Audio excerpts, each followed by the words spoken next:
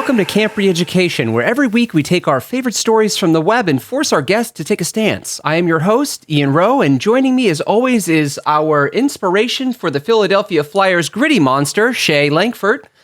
Joining us today again for the second time is the chief researcher in charge of making AI horny, Guggen. And also, we are honored to have her back for a second time, the head of recruitment for the Mars Chocolate Corporation Child Slavery Division, Eric. Okay, so we are just absolutely tickled pink to have such important people back on the show.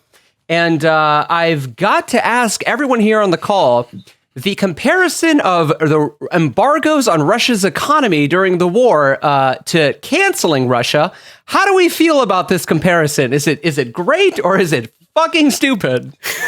I prefer not to dignify that question with an answer. This is the New York Times, by the way, publishing op-eds going, Mother Russia is canceled. And I'm like, oh, you know what? I want to hear your thoughts before I give my 2 cents. Are they not, though? Is that not just like, do we global care? political version of being canceled? I mean, it does really just feel like, yeah, Biden's like, all right, yeah, delete, block, you're done. You know, like that's like basically what happened. I mean, is there a nuance to this argument that I should care more about? Because right now I just see it, I'm like, this just feels like, I guess, semantics, but I know semantics matter. But like, you know, is this like, is there more to this that I'm missing? Eric, how do you feel? Honestly, like it inspires like no interest or ire from me. It's just it's a cheap shot. It's defeating to me. Like I know that we're like knee deep in the era of the hate click, and like they do understand that like this generates eyeballs on articles, and that's really all that matters in terms of like getting advertisers to your platform. But it's just like, especially during a war. Like I'm like I can't imagine.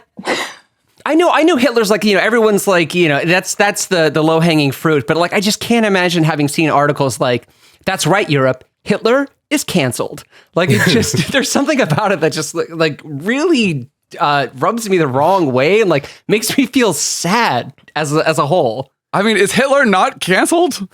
Like, I would say, like, if you asked me point blank, is Hitler canceled? I'd be like, yeah, Hitler's canceled. You're missing the point, Shaye. Shaye, you're missing the point. You know what? Get us out of here. All right. All right. I'll gladly take us away.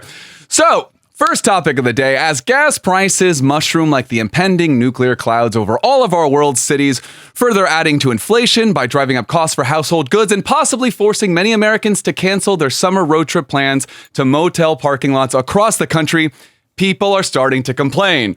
Bringing me to our first question of the day. Will skyrocketing gas prices finally shake America's toxic love affair with oil? Nope. Absolutely no. There seems to be plenty of it, right? I don't think oil is going away. Because Biden's like, oh, we're not going to get oil from Russia, but don't worry, we have millions of gallons here. So like, why have they just been sitting around? Why haven't we been using them already? I don't know. When you said there was plenty of it, I'm glad you explained yourself in the second half, because I was going to be like, yeah, my favorite renewable resource, oil. Plenty of it in storage, yeah. I want to get your opinion of this as well, but it is crazy to me that even with this huge economic shock to the system, Americans are still like, fuck this. Like, I can't believe Biden is ruining my ability to drive my monster truck 5 miles to the nearest gas station from my house. You know, whatever the issue is. But Ian, what do you think? Do you think it'll make people fall out of love with oil? You know, it's funny, man, because like you and I had this conversation yesterday, and I'm curious to hear Eric and Guggen's take on this. But like, is our generation like already not over it? Like, are we already over cars? Are we already like just, you know, yearning and scratching and itching and clawing for like walkable cities and like taking our foot off the proverbial gas pedal in terms of like, you know, like oil reliability and like car mandated infrastructure? I mean, like we're like, correct me if I'm wrong, like we're already fucking over it, correct? You're in a bubble. That's true. Well, Eric, you're a motorist. I take it, right? I am a motorist. I own multiple two-wheeled petroleum fuel consuming vehicles. I don't think we're over it. I think that those of us on this call probably live in a bubble, and the majority of us, I don't know where everyone on this call is, but are probably living in urban areas that have a little bit more public transport. I'm in Tennessee in a suburban context with a heavily rural set of surroundings, and people are not fucking over it. People are not for public transit. We have very few bus lines here. Most of the ones that you see on the road are empty. So, I mean, I think there are large swaths of the country that just aren't there yet, that are still driving big gas guzzling trucks. And for the people who can afford them now, I mean, we're talking about vehicles that are like $30, $40, $50, $60,000 just to purchase. Higher gas prices are going to annoy them and engage them in the political conversation, but it's probably not going to dissuade them in any kind of real meaningful way, because they're already, huge wasteful symbols of, their fragile masculinity. There's something really insidious about like the way that like marketing has kind of presented cars as like avenues to freedom, right? It's like that's like the ultimate symbol of freedom, I think, and like represented in commercials too, where like that the you see the guy from like here, I'll like do this, like you see the guy from like here down, and he's like shifting his stick, and he's like. He's got that like smug fucking grin as he's like doing like 80 miles per hour on like a fucking turn in Ireland. Like it's nowhere in the United States. And like, this is like quasi unrelated, but I just feel like we're kind of held hostage because like I saw another article saying like the United States is waging psychological warfare on Russians by like taking McDonald's out of their country. And it's just like this weird like American association with like good feelings and brands, and like we've managed to do that with like cars in regards to like what they represent, like in terms of like what trucks represent to like rugged men, and like what BMWs and Mercedes represent in terms of class. So it's like I don't know. Like I know that it's deeply rooted in like our parents' generation and maybe Gen X as well. But I mean, like I was kind of hoping we would shake that yoke. But I guess, according to Eric's point, I guess not. Well, marketers are always told to sell an emotion and not a product, right? So it seems like that's probably the result of all of that. But I think like politically right now, the conversation, as the right tends to do, drops all nuance and makes this about political, conservative versus liberal policymaking, rather than looking at the real driver of the increased oil prices. Like, yeah, we can blame Russia because they're part of a global economy. And even though we're not getting most of our oil from Russia, it's causing disruptions that are driving up prices. But even more so than that, it's the recent trend of increased profits going to those who own the oil resources and lack of investment in oil infrastructure that's really causing this. It's just sort of peaking right now because of the Russia conflict. And so, but that's a complex and nuanced conversation to have, and it doesn't really make for good tweets. I could do it. I could. Challenge accepted. Well, one of the things that I think is super interesting about this is like it does seem like the conservatives or the rights are the people who like have the rights. Yeah, fuck those rights. They seem to be the people who are the most for oil. But they also seem to be the ones who are like, we need oil independence. We care about our national security above all else. But it actually seems that we're entering this area or this era of our country where our oil, we're not even close to oil independent. Like even if we talk about being energy independent on paper, like talking about our oil production, we're so incredibly dependent on oil that operates in this global marketplace that we're effectively limiting our capacity, our national capacity to sustain ourselves based on other oil producing areas that we actually like don't have really good relationships with. Like they're often in super politically unstable areas. We spend tons and tons of government money just trying to create stability for ourselves, really, to extract the resources from the land. But we do all of these things in an effort for energy independence. But really, all we do is become more and more dependent on oil, which only serves to make oil people rich. And it actually doesn't help our national security at all. And I feel like that's this weird point that I feel like a lot of people on the right and whatever, they refuse to acknowledge that, we could be truly energy independent in a more meaningful way if we engaged in other forms of energy production. Renewable energy is obviously is the massive option that they are for some reason. And I guess like this goes to like the story that these marketers are telling everyone. You're just like, it's not masculine, to windmills are so gay. I feel like is the subtext to like the entire oil industry. They're like, those flamboyant waving windmills are destroying the oil industry. And I think that like that alone like summarizes the entire resistance, like the homophobia of the right is exactly why, just reaching this point now, but that is why I think that we will never have true energy independence. Because the rights are homophobic. Yeah, that's my notes. That's my All right. I love that Guggen's like, I want to make sure that I understood you here. Like, this is your claim. Yeah. Homophobia is causing high gas prices, guys. I mean, what do you guys think though? Because I do not see the irony here in like arguing about national security and energy independence and then still seeing like our woeful inability or like lack of bravery to actually tackle those goals in a meaningful way? I mean, the conversation continues to just be about the cost of maintaining I was going to say standard of living, but it's not even standard, like a particular desired level of commerce, as opposed to changing the way that we live and our demands for energy. And I feel like as long as the conversation is about maintaining an absurd level of consumption at the individual person unit, like we're never going to get there. Because like electric cars, great, they need electricity. Where does most of our electricity come from? Like here where I am in Middle Tennessee, it's a combination of hydroelectric, coal, other fossil fuels. You know, like it's not right. It's not a panacea just to move to electric cars. Also, I could go buy an electric car. Where am I going to charge it?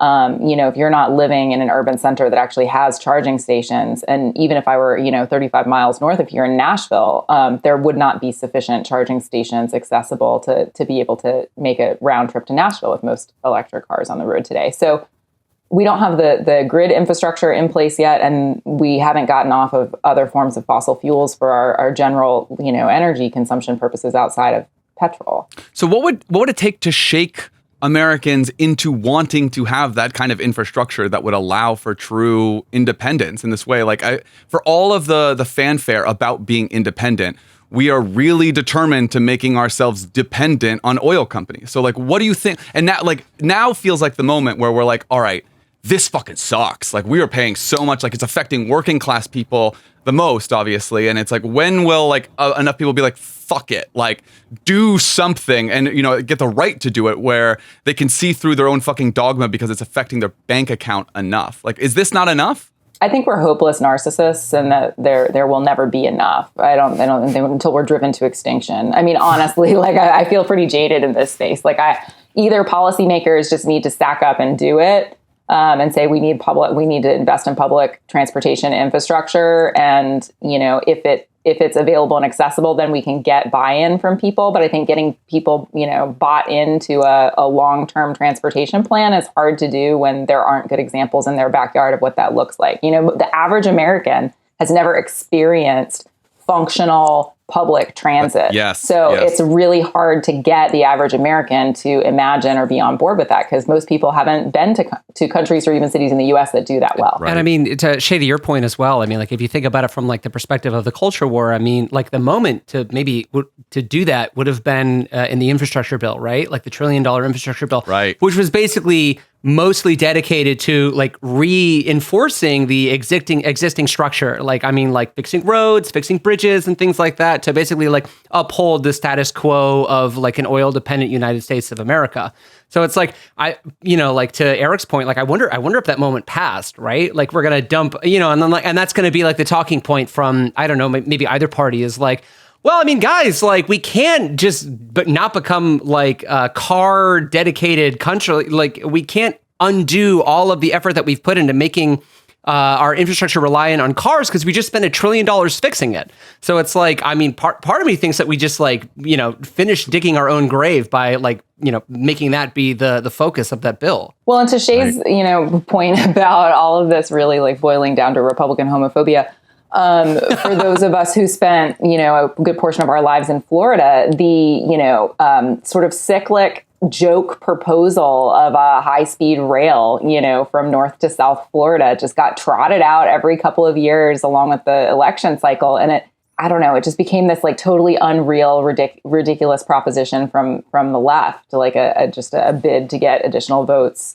from liberal Democrats in counties that they couldn't win in the first place. And so I think a lot of us are really disenchanted, even with those of us who believe in it are even disenchanted with the ability to pass some kind of big policy package that would create those kinds of infrastructural changes. I had a question for Guggen, but I forgot it. So I'll let Shaye finish. Perfect. Love it. All right. So, well, I do have some quotes here. So I read an article in The Atlantic about this that gave some food for thought. Some things You I read found. an article? I actually read my first article. Shaye's a big boy today. So.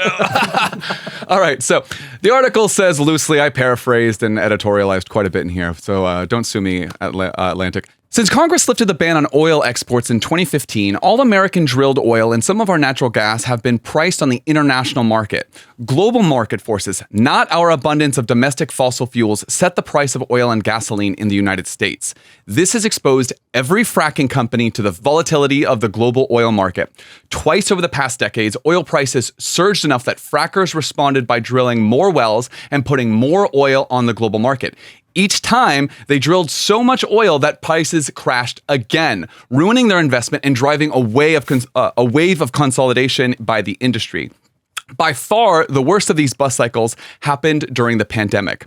This means that although America may be energy independent on paper, American consumers have, one, no benefits from this independence, and American officials cannot assert this independence in any meaningful way. Market dynamics, not overzealous regulations, have imprisoned the industry.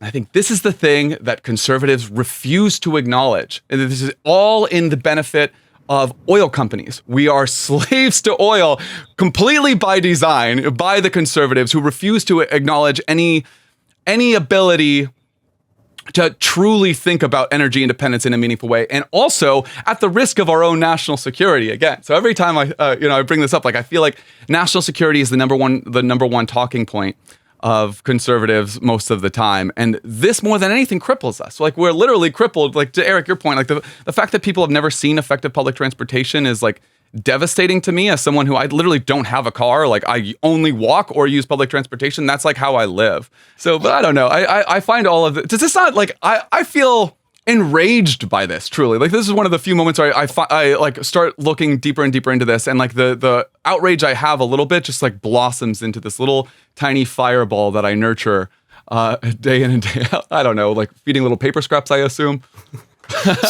So is it that America has a ton of oil, but we don't include it in it's off market so that we don't benefit from our mass supply of it? Is that it? It's that we include it in the global supply so that even if we increase our own supply, we are basically setting a level of supply at a global level. So even if we can meet our own needs, we can only meet our own needs if everyone else is meeting their own needs. As soon as there is a massive cut in supply, there's this cut in supply for all of us, because even though the U.S. produces enough oil for the U.S., we're not only selling to the U.S., we're selling to the world economy. So we like have put ourselves in this giant pool of oil.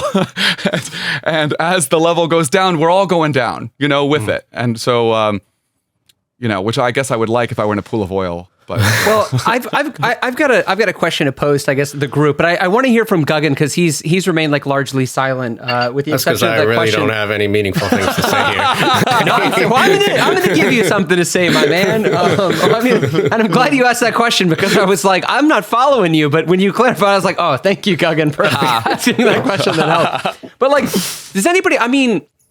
It's funny because I feel like every couple of years, like the media trots this out, where it's just like a gas prices, it's like its favorite it's like the jangling keys to an infantilized American public, right? Where it's like gas prices are too high, gas prices are too low, and we're just supposed to like fucking panic. And like, do you feel like it's just like the siren song of industry to like rile up the public to get them, like unhappy with whoever is president? And like, I feel like at this point, like that's its sole purpose, is to just like rile up civil, discontent and just in time for election season. Oh, surprise. So, I mean, like, does anybody else feel this way? I don't know. I think a large part of me thinks it's just natural market forces. It's just the way that the market's configured. I don't think anyone's out there saying like, "Ooh, tomorrow I'm going to make sure the gas is a little bit higher." I think, I think it's just basic supply and demand playing out. Of course, there's regulations that the people we elect can kind of enforce that or change that would make things easier or better. But I mean, I don't know. I don't think anyone's out there, moving the needle or anything like that. I think it's just natural market forces in play. Well, it's weird because in terms of supply and demand, like most of us have been working from home, right? So it's just like, part of me is like, all right, but like, where's the supply? Like most of us in the middle class have been working from home. Fair. Mean, the people that this impacts the most are the people who both don't have access to public transit and who can't afford these kinds of gas prices to get back and forth to their hourly wage jobs. I mean, that's who's hurt by it. So when people are calling for us to tap into reserves and to hopefully lower gas prices, I mean, those are the people that we're attempting to help, right? Because I don't go anywhere. I work from home. I go to a grocery store that's like 1.5 miles away, maybe once a week. It doesn't really change my life at all. But for the people who are selling my groceries and working at the gas stations, that I'm buying gas from, like they are really adversely impacted. But the shareholders in these oil companies are not adversely impacted by this. Like they're still, raking in dividends. And so I think that there is an opportunity for better regulation in this space. I don't think that we're going to see it. I think it's going to continue. I think the argument's going to continue to get distilled down to Biden is or is not doing enough. And that's it. That is, that's a very poignant point that you've just made, but rather than take my medicine and the fact that you've brought up something interesting, I'm going to just switch topics. So topic number 2 for today is... Let's not talk about the pores. It's like, oh, you made Ian sad. God, we could keep talking about this, but we're also on a tight schedule. Don't worry, they'll have their day, okay? Maybe even in this episode. So, but moving on. Citing an interminable determination to become the absolute worst state, Florida Governor Rick DeSantis has spent most of his governorship passing absolute trash laws because, as some would argue, he's a fucking fascist. Ranging from instituting election police to the clanianly disgusting Don't Say Gay bill, DeSantis' most recent Trumpian triumph is the passing of the Stop Woke Act, which bans teaching materials that make students feel, quote, guilty. My question for you is this. Does he mean all guilt, or do you think he has someone special in mind? The problem with bills, like there are a lot of problems. One of the problems that I think is the most interesting about legislation like this is that it is simply propaganda that creates a problem that did not exist. Imagines a problem. And that problem is first critical race theory, which is not really even a thing. It's a legal thing. It's like a legal theory that they're not teaching to 5th graders. Right, exactly. This was not happening in schools is the first thing that we have to understand. White people were uncomfortable with discourses around race, yes, but the CRT propaganda was not a thing that was occurring. And so, like, really, this is more about creating a fake problem that Republican lawmakers get to swoop in and solve on behalf of all other, fragile white egos. The language of the bill, I think, really seeks to be somewhat innocuous and to sound as though it's just creating an equitable, safe space for everyone. But what we know is as soon as we create legislation around what you can and cannot talk about, particularly in higher ed context, is what like disturbs me the most about it. I mean, contentious issues in K-12, like that's something that we're like constantly battling on a local level across the country. It creates a paranoia and fear around having those kinds of difficult conversations. So even though they're not expressly prohibited necessarily, like the guardrails that are put around it create this context in which educators need to fear disciplinary action if they have a conversation that's taken the wrong way, or that someone is, some third party, parent or whatever is offended by. And so, like, I think that's deeply problematic, even though the bill is not like as explicit as to say, like, we just can't talk about race. Gagan, I assume your answer is going to be as incredibly detailed and insightful as Eric, so no pressure. Go ahead. I was gonna say the exact same thing, but she said it first, so really I got nothing now. But this stop, okay, I need more information, because what is this Stop Woke Act? Well, I have more information, Gagan, and I'm so glad that you asked that. So, in an article from The Hill kind of outlining the details of this bill, Florida's Senate on Thursday voted to remove lessons about gender identity and race from public schools and workplaces that may cause guilt, sending yet another piece of controversial legislation to the governor's desk for final who's approval. Feeling guilty here? Oh, I'll get into that, Gagan. Don't you worry, we'll find out. Florida's individual freedom bill, introduced by Republican State Senate Manny Diaz Jr. in January, was passed Thursday by a vote of 24-15. The legislation is part of DeSantis' Stop Woke Act, where woke is used as an acronym for wrongs to our kids and employees. It has been touted by the governor as one of his administration's top priorities. So, pollution in the Gulf, sorry, you're not taking precedence. The extinction of manatees, fuck you, manatees. Like, white kids are feeling bad. So it goes on a little bit. I'm feeling bad hearing this. Can we? Right? That's my whole fucking counter argument. This law makes me feel guilty. How do we fix that? All right, so here's where we're really going to get into the meat of it. Okay, the bill removes the word gender from statutory language, replacing it in most cases with the word sex. It also replaces the word ethnicity with color. Under the bill, the definition of discrimination is broadened to include making another person feel uncomfortable over historic actions by their race, nationality, or gender. So if I say, dang, white people owning black slaves sure was a bummer, a white person can sue me on grounds of discrimination. What the fucking fuck? One of the things that was most problematic to me in the language of that bill is that it includes not only that someone should not be made to feel something to this, I'm paraphrasing obviously, but should not be made to feel like they are party to oppression, but also that simply by virtue of the color of one's skin or race, ethnicity, or gender identity, etc., that one is also not automatically included in the definition of a marginalized community. And like that's deeply problematic to me, even more than just trying to protect white people and their feelings. My brain like stopped working after you described all that stuff. Like it's like you're telling me the sky is green when I'm staring at it and it's blue. Like my brain just cannot logically even make an argument against all the things I just heard. It just sounds so fucking stupid. It's like, Orwellian. It really is. Yeah. It is. And I mean, like, honestly, it really is indicative, I think, of Florida's like fucking NASCAR levels of speed in regards to their race to the bottom. And I mean, like, this doesn't surprise me coming from DeSantis. And it's probably no strangers to listeners of the show that both Shaye and Eric and myself, or I guess that's more than both, that's 3. But you know what? Under this bill, up is down, wrong is right. Fuck it. Nothing matters.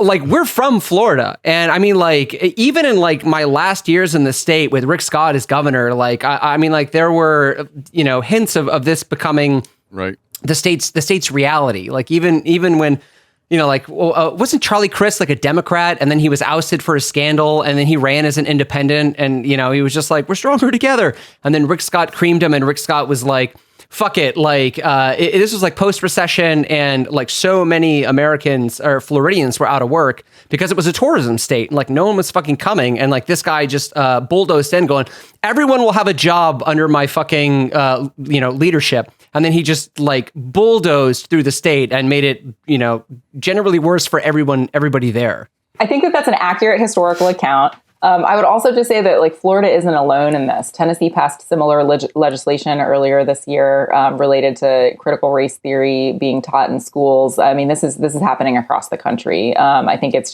hits a little closer to home given that we all have some like roots in Florida.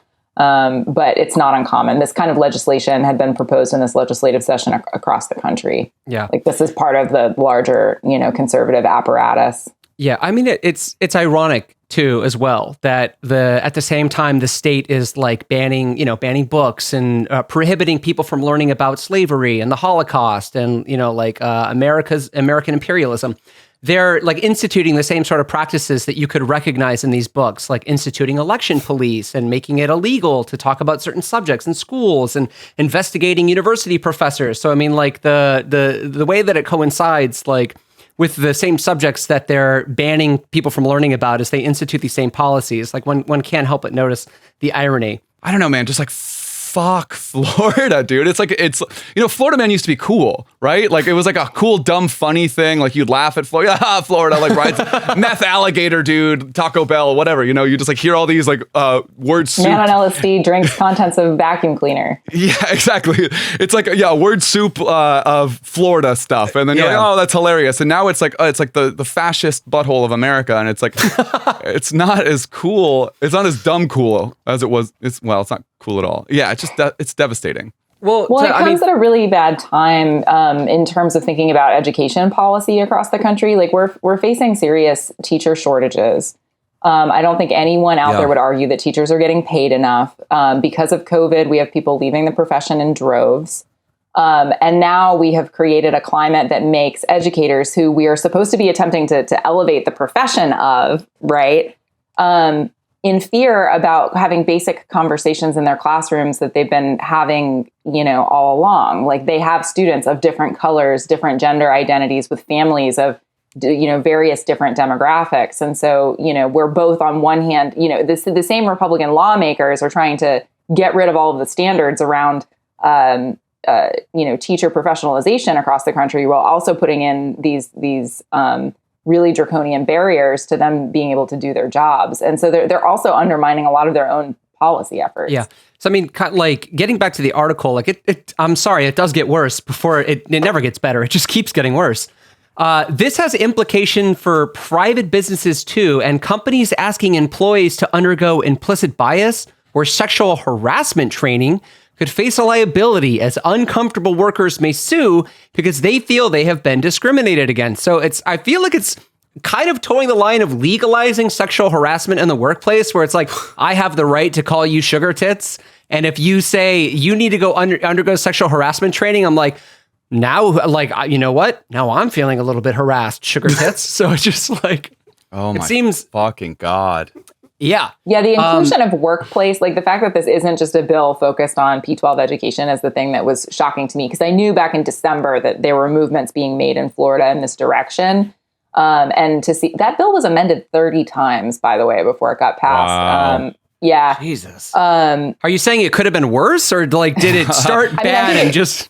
I think it absolutely could have been worse, which is like almost impossible to imagine. But I was really like floored to see that it included workplace, higher education, and pre-K-12. Like that's just bizarre. Yeah, I mean, well, hold on to your butts. There are two more awful paragraphs that we're going to get through. So DeSantis has previously referred to critical race theory as state-sanctioned racism, not institutional racism. Forget about that. God forbid kids learn history. And the state's Department of Education over the summer banned CRT from public school classrooms, grouping it in the same category as Holocaust denial and other theories that distort historical events. So holy fuck. Fucked, man. Oh my God. Yeah. It's really like watching the fucking ground fall out from underneath you. It's devastating, man. Like that, I'm sorry, but like that's fucking... I don't know. I'm assuming we're all on the same page here. Comparing the like very real historical consequences of slavery and Jim Crow to Holocaust denial is chilling. Like if you say like, hey, maybe these laws had like long-term detrimental effects on, like black populations across the country, as evident in the demographics of our prison populations. Then you could be like, wow, we got a fucking Holocaust denier over here, folks. Like, I don't know if it's like a self-defense mechanism or what, but like my body refuses to believe the things you're saying. Like they sound so ridiculous. Like I can't even form I can't even form like an intelligent. I can't say anything intelligent about it, because it's like my body refuses to believe that this is reality. Shay and I have I mean, we've been like, it's one of those things where I remember like in school, something bad would happen, and as an uncomfortable, like I remember, oh God, this is going to be an awful story. Like when 9/11 happened, my friend and I were like laughing as we watched it on TV, but like it was like shock. I mean, it wasn't like funny. I was just like, this is kids. Insane. We didn't understand it or know how to react. Yeah, nothing like that had ever happened. It's like that. Like I don't know how to fucking like react to it. Yeah. And I'm gonna ignore Shay and speak to Eric for a second. I feel like you're familiar with the term like postmodern democracy.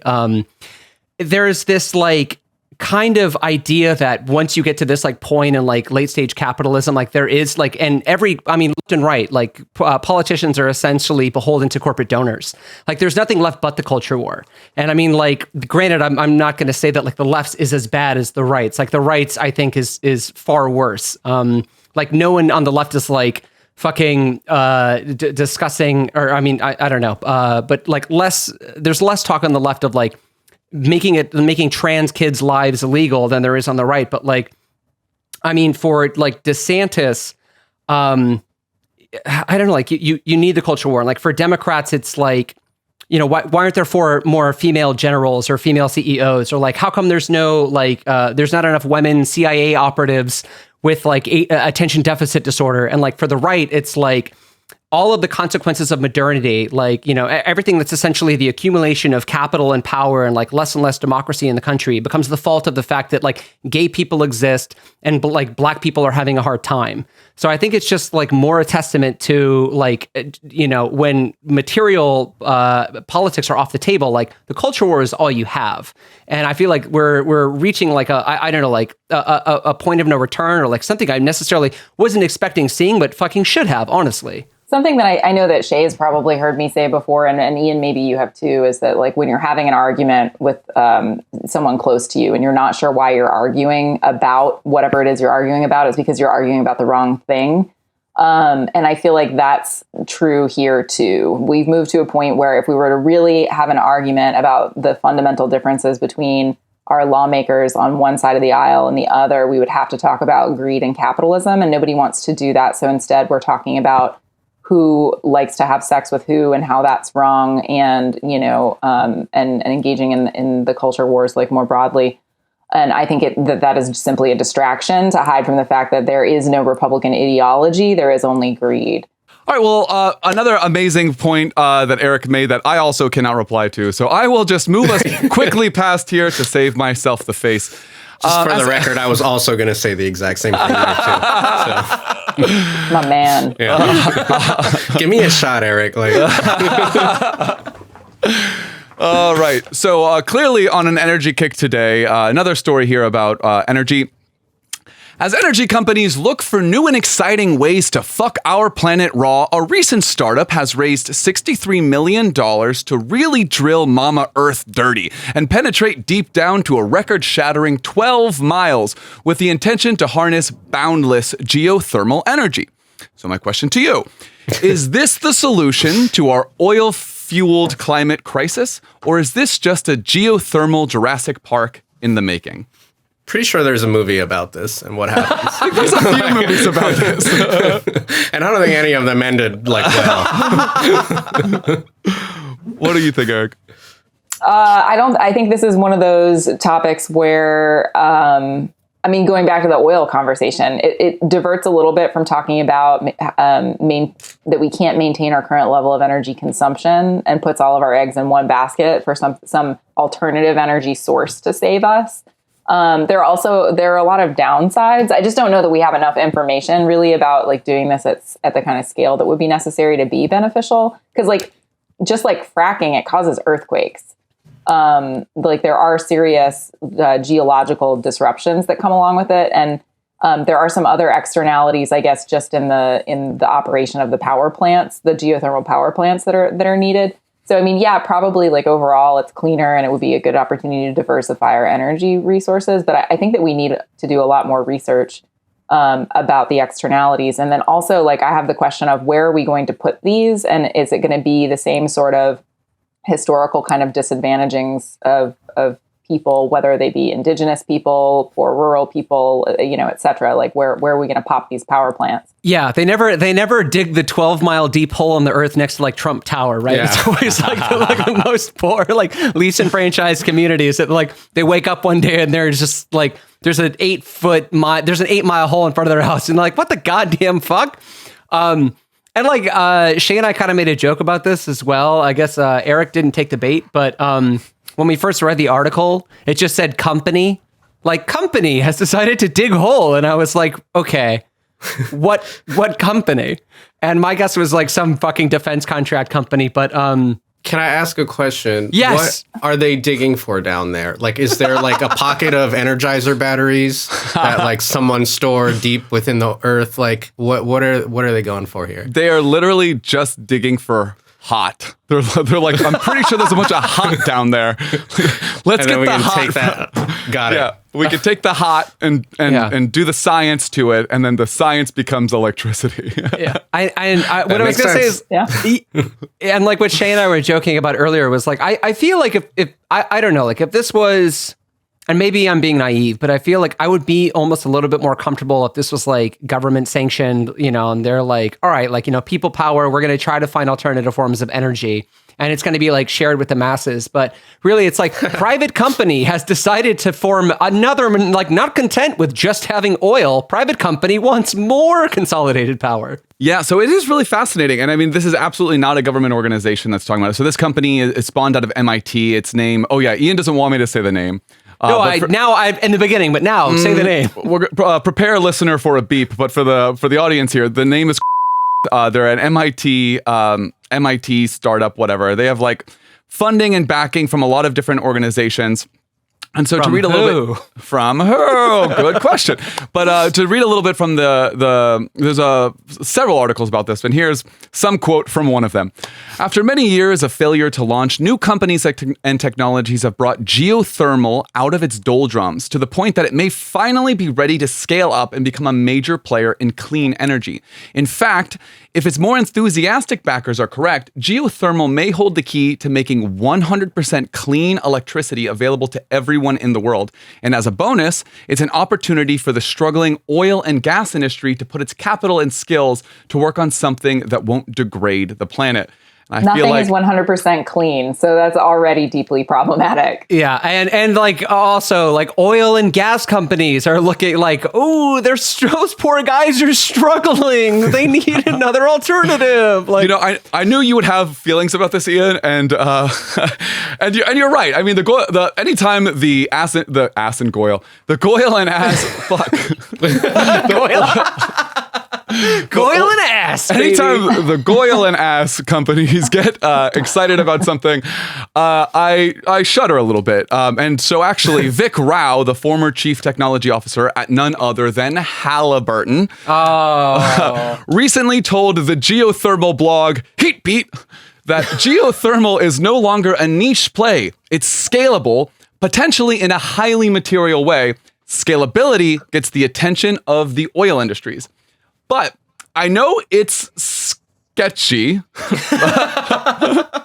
but there are some aspects to this that I'm on board for. Like, I honestly, like, there's a part of me that loves the idea of justice, and I really want to see the oil companies getting their long-term, like, comeuppance for, like, fucking planet for so long. But I also like the idea of being able to retool the infrastructure that has been used by them to do something that is far less detrimental to the planet. And like, yes, they're going to get rich off of it, and I fucking hate that, like, because I really would rather them suffer, and like kind of pay the price of whatever. But at least there is a potential to see a world that is a little bit better. And like to Eric's point, there are risks. There are absolutely risks. And here I'll quote from the article again. The fluids used are benign, so there's little danger of water pollutions. Worries about induced seismic activities are somewhat overblown. In oil and gas drilling, it is high-volume water disposal wells associated with seismicity, and enhanced geothermal systems don't have those. The fractures are smaller, more controlled, and under far less pressure than in oil and gas fracking. As long as drillers avoid fault lines, which they're getting better at doing, the risk is modest, especially relative to the benefits. Ironically, geothermal projects have to meet more seismic safety conditions comparatively than oil and gas projects. So they actually have to operate in a more safe framework than fracking operations are working now. Like, do I trust that there's going to be enforcement for that? I don't fucking know. I have my doubts or whatever. But again, compared to this lesser evil, I'm kind of seeing that as like a benefit. And I guess like hearing this other information, like maybe like Guggen, how are you feeling about this? Does this change your mind one way or the other if you see that there's like a potential green aspect to this? I mean, maybe there is. I don't have enough information to say definitively, but the bounds on like the things you just mentioned do seem very ambiguous. Like, oh, it probably won't poison the water. Sure. Like, you'll probably get less earthquakes. We're definitely gonna care about safety more for sure. Like, don't worry about it. Like, that's what I'm like. That's what I'm hearing. Like it doesn't. None of it seems definitive. I'm reminded of that tweet that was like,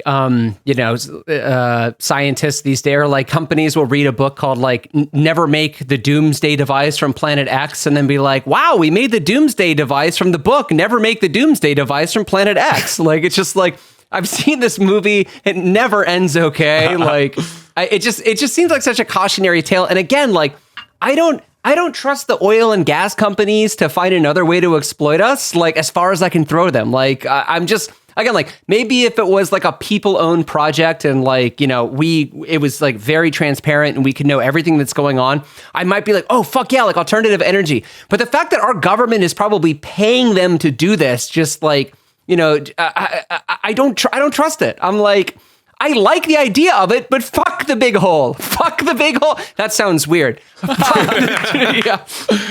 Yeah, I mean, I'm with you, Ian. Like, I think that I would have a different orientation to this if the initial sort of outlay, research and development, was public owned and not just being subsidized with public funds for private profit. That would change the framing significantly. But the other thing that's true is that like these kinds of geothermal power plants already exist. They exist in Europe, in either Australia or New Zealand. I can't remember which. And like the kinds of externalities have been documented. Like we have real case studies where land structures have been like changed in detrimental ways, like where there's been seismic activity and the lack of land stability, like where these plants have been built. So like, yeah, what Shaye was quoting there was really fuzzy, like probably not as bad, like probably won't, destroy the earth. But the other thing that's true is that the earth is already cooling. And so we're also going to be like speeding up the degree at which the earth is cooling. And I mean, yeah, we'd have to be creating geothermal power plants at scale probably, to see that in any kind of like near term.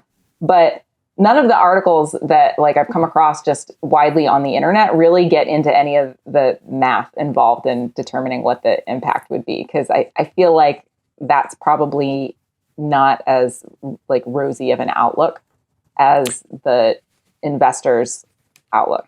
I guess guns to your heads. You don't want to leave several anybody guns, out. All of your heads. Okay, everyone in this room has a gun to their head. No, yeah, like so like, are we like, if you had to like punch the buzzer, would you be, if this was going to happen and if this was a NIMBY situation, I mean, like, would you be like, fuck yeah, like drill baby drill, or like, I don't know. If they were going to tell me that like, yeah, we're going to drill the 12-mile hole in Somerville, Massachusetts, I would be like, on the front of the picket lines being like, fuck the big hole. I would hold that sign. I'm pro giant hole, actually. I'm a big fan of the big hole. Guggen?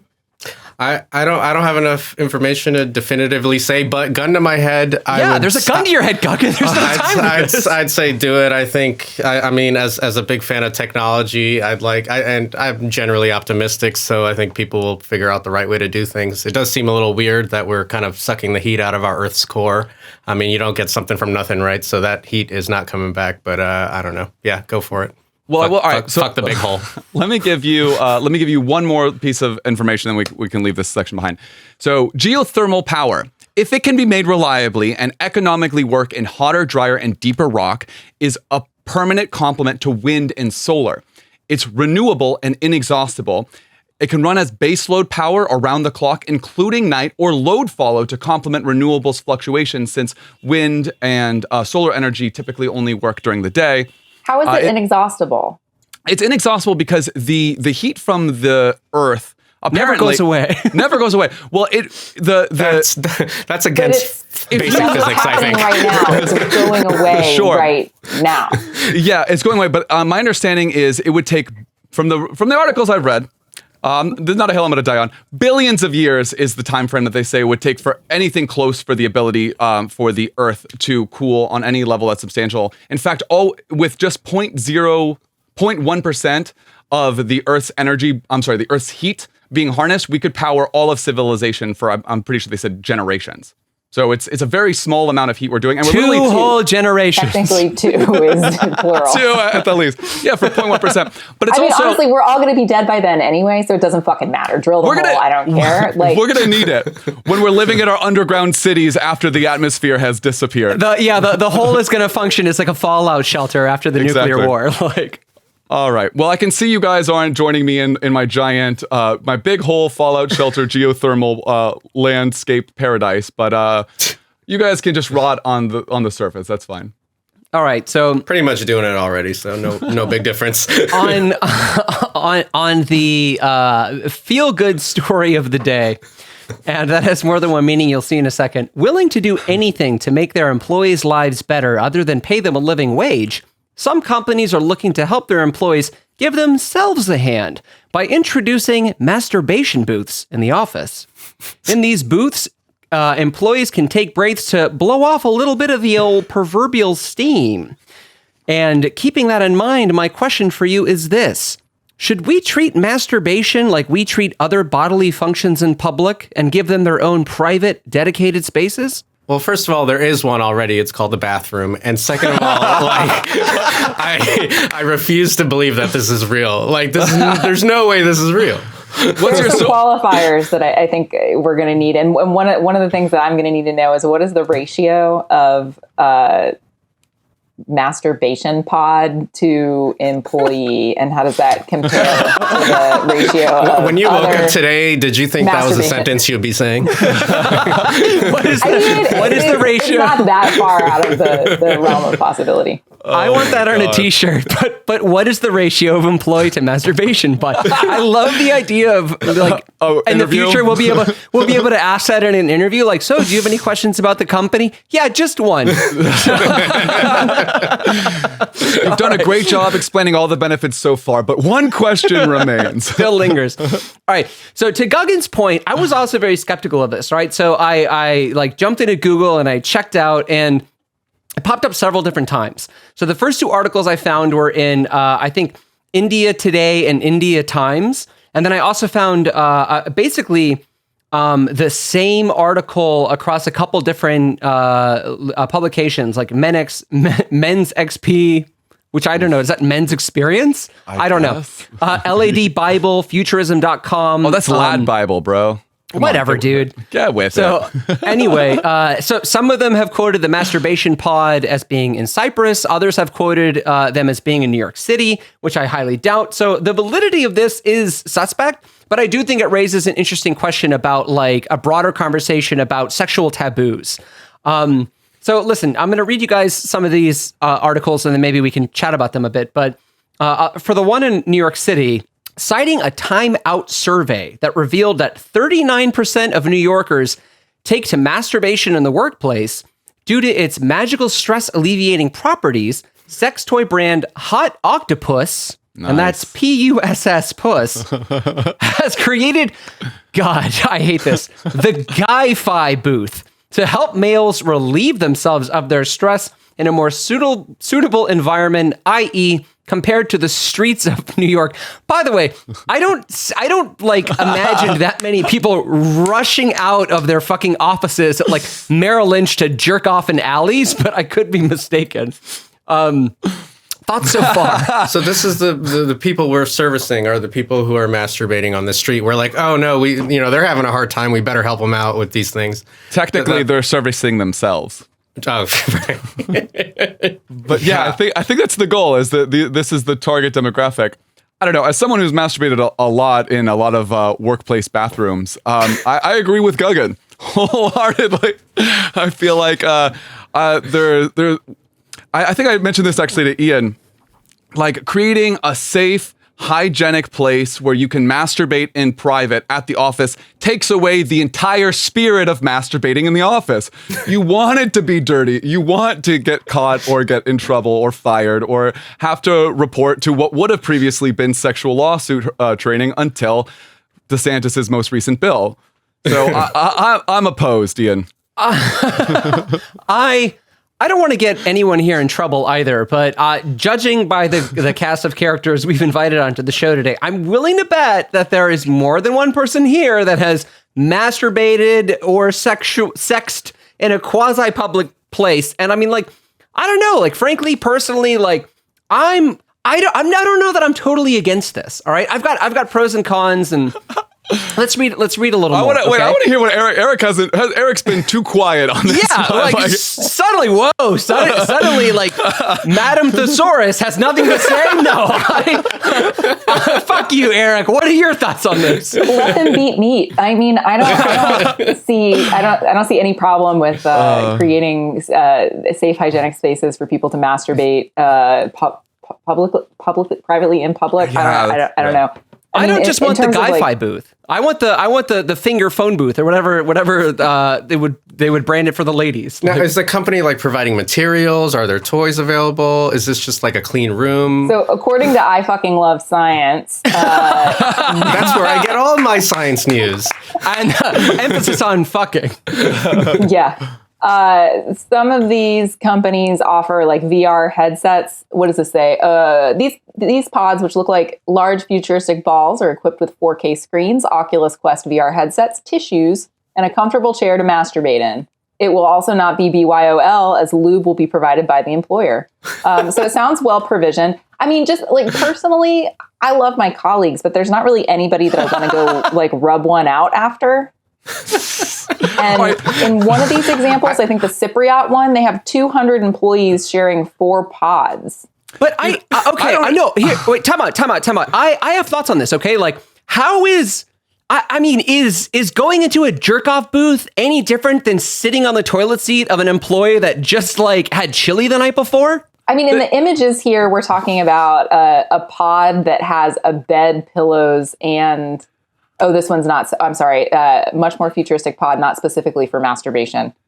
So that was. Listen, I don't trust the cleanliness of public bathrooms, let alone like a fucking like leather chair that had like 3 gallons of ass sweat on it, like an hour beforehand. And like I don't think it's any more unhygienic. It's mostly just a psychological thing of I don't know if I would want to like go in there after Nancy was, I think it's just more. I don't know that I'd be like more turned on enough to get the job done in that situation. Like, so much of sex is like about the psychology of it. Like I'm okay just like going and just like distracting myself from the fact that I'm shitting on someone else's like ass sweat. But like the idea that I'm trying to go and like have an experience, like, I mean, I guess if I'm like really like fiending for an orgasm, like I guess it'll like help in a pinch, but like again, like at that point, do I need the Oculus? Like, do I need the leather chairs? Like honestly, like a stall would do just fine.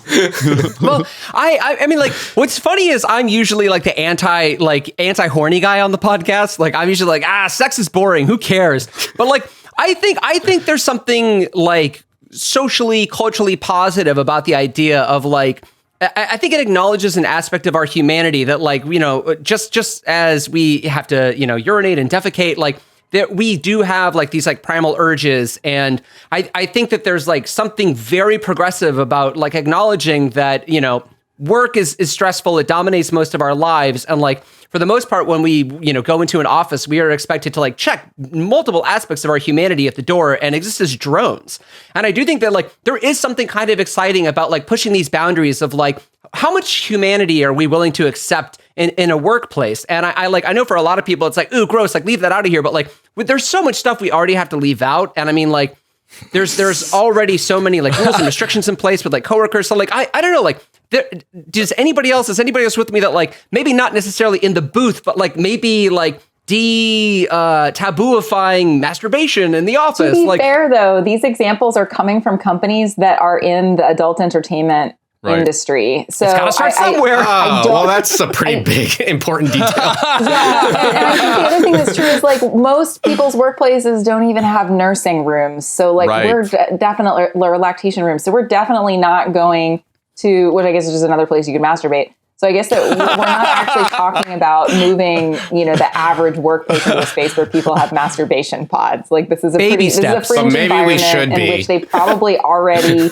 were open about the use of company space for that purpose in the first place. Because if you're making porn all day. Yeah. I mean, if we're being realistic, like we do know that I guess like a patriarchal society, we already hate women. Like we blame them for getting pregnant. We're not putting nurseries in offices anytime soon, but like masturbation pods, I think, are a step in the right direction. But kind of just like draw really quick from this like article. The employees will get a 30-minute break to masturbate during work hours. That's a nice break. All right. Amazon requires you be on the work from home, so we're getting paid to do that anyway. Yeah. Old news. Okay. But here's where it gets a little better. Right? If you regret not being part of this company, don't be worried like the sex companies. You can nudge your company to look at what Strip Chat has to offer. It's offering other companies to lease out its pods for $50,000 for 6 months, including a VIP subscription to its platform. Who's going to be the guy at the fucking big budget meeting that's like going, you're like, how can we boost morale? And one guy in the back is going, I don't want to be too forward. I don't want to scare anyone, but I've got a big idea today. We seem pretty stressed recently. Oh my God. I don't know. This does really feel like someone who is trying to sell something that no one is asking for. Like someone who had an idea, like a rich kid with a big bank account with daddy's credit card, who was like, all right, business plan, $50,000 6-month leases for little pods that you can splooge in while you're at the office. I don't think anyone would want this, frankly. That was something like that. I did have like a cons column too. Like I was trying to be, the show was called Camp Re-Education, Shay. I was trying to expand my horizons, and I feel like I'm blaming you. That's not fair. I just want to bring up the other point. I think on the one hand, this brings up like an interesting and exciting conversation. But like on the other hand, it concerns me in that like, so much of our lives are already expected to be like owed to a company where like bathroom breaks are limited, lunch time is very strict, 30 minutes to an hour. Sometimes they make you clock out. Sometimes you can't leave the campus that you're working at. And it's just like, I don't know.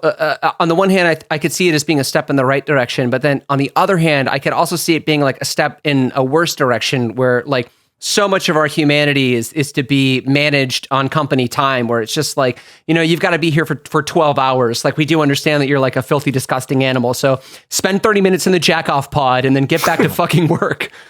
I'm glad that you said that, because when I was initially reading about this, one of the things that came to mind was it was couched in that companies were recognizing that during the pandemic, people were, more frustrated and not getting their kind of like social and sexual needs met. And so this was an opportunity to provide a level of enrichment. And I thought, like, if we're at the point where you need to be getting your sexual needs met at work, then you're probably spending too much time at work and not enough time socializing with other human beings. Not that, masturbation isn't part of a like healthy sex life that you share with other people. But I was a little bit concerned about that being brought into the workspace. I'm also, especially after Biden's most recent State of the Union, where he's like, we got to get back to work. We got to get downtown. We got to make our downtowns vibrant again. We got to go back to the office. I'm just picturing his like State of the Union a year from now, where he's like, we made America great again. Like we can jack off in public now. Like America is on the up and up.